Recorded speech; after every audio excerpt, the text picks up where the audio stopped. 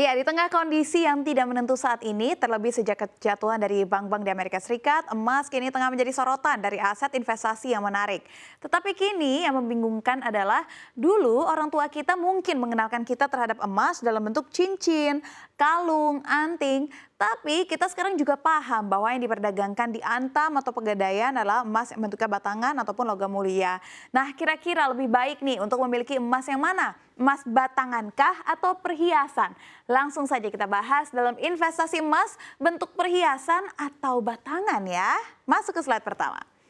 Emas adalah investasi safe haven yang bisa mempertahankan kekayaan dari si pemilik emas. Emas seperti diketahui ya pemirsa akan lebih menguntungkan untuk investasi jangka panjang daripada jangka pendek karena tentu memang akan lebih volatil juga harga emasnya jika digunakan untuk jangka pendek. Kita lihat ya, ini harga emas dunia dari tahun 2004 sampai dengan 2022 masih dalam tren peningkatan meskipun di tahun 2014 sampai dengan 2020 sempat mengalami pelemahan, namun 2020 sampai dengan 2022 terjadi lagi pelonjakan. Nah, salah satu alasan mengapa investasi emas ini bisa menguntungkan ialah tingkat likuiditasnya yang lebih tinggi. Karena jika dibandingkan dengan aset lainnya, emas memiliki likuiditas yang cepat dan juga tinggi, sangat mudah untuk mencairkan emas menjadi uang tunai karena emas sangat dinilai dan juga dihargai.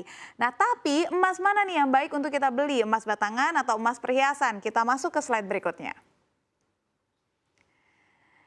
Iya, emas batang atau emas perhiasan. Emas batangan dan perhiasan tentu ada pembedanya. Di antaranya adalah kemurnian emas batangan juga lebih terjamin karena setiap pembelian yang dilakukan akan disertai dengan sertifikat yang mencakup nomor, ID, berat, ukuran, serta tingkat kadarnya.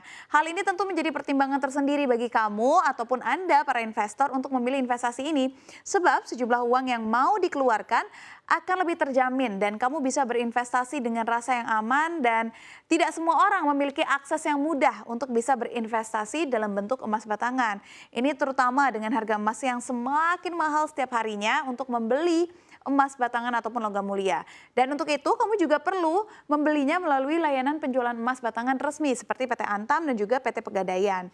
Untuk membeli emas batangan saat ini, logam mulia juga bisa dilakukan secara online melalui butik Antam, Pegadaian maupun e-commerce. Namun kamu harus hati-hati ya apabila ingin berinvestasi membeli emas secara online. Sementara untuk emas perhiasan, nah emas dalam bentuk perhiasan ini juga akan jauh lebih mudah didapatkan sebenarnya jika dibandingkan dengan emas dalam bentuk batangan.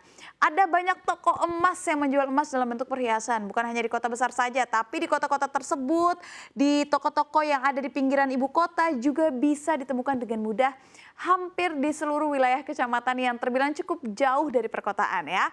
Investasi dalam bentuk perhiasan memang masih cukup banyak dilakukan hingga saat ini meskipun hal tersebut bisa saja tidak memberikan keuntungan yang maksimal. Namun tetap saja kita harus selalu waspada karena selalu ada kemungkinan untuk mendapatkan perhiasan emas palsu di pasaran.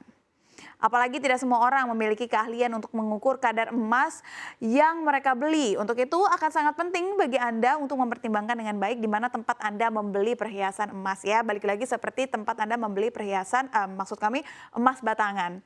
Ya, agar kamu ataupun Anda para investor tidak mengalami sejumlah kerugian atas investasi yang dilakukan. Nah, sekarang saya masuk ke slide berikutnya. Apa kekurangan dan juga kelebihan dari memiliki emas batangan ataupun emas perhiasan?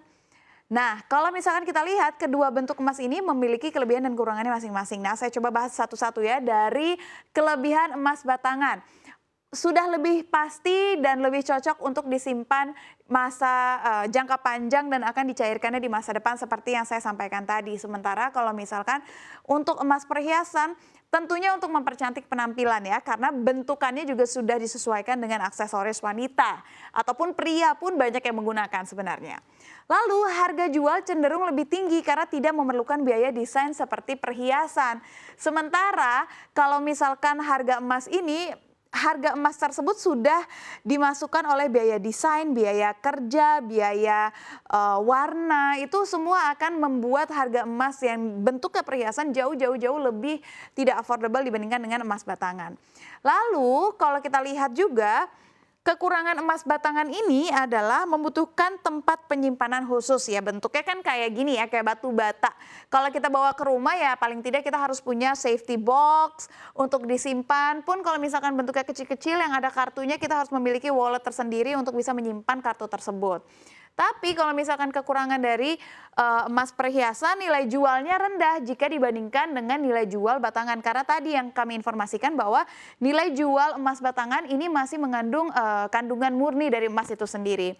Sementara kalau misalkan emas perhiasan, nilai jualnya yang lebih rendah dan juga butuh perawatan khusus agar bisa tetap cantik dan ketika dijual tetap bisa menarik perhatian dari pembeli.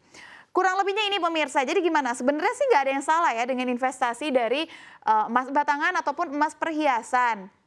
Yang paling penting kalau misalkan membeli dari perhiasan jangan sampai hilang ya, kayak cincin, kalung jangan sampai hilang. Sementara kan kalau membeli batangan sudah pasti akan disimpan di tempatnya ataupun di tempat penyimpanan yang telah disediakan oleh Antam ataupun Pegadaian.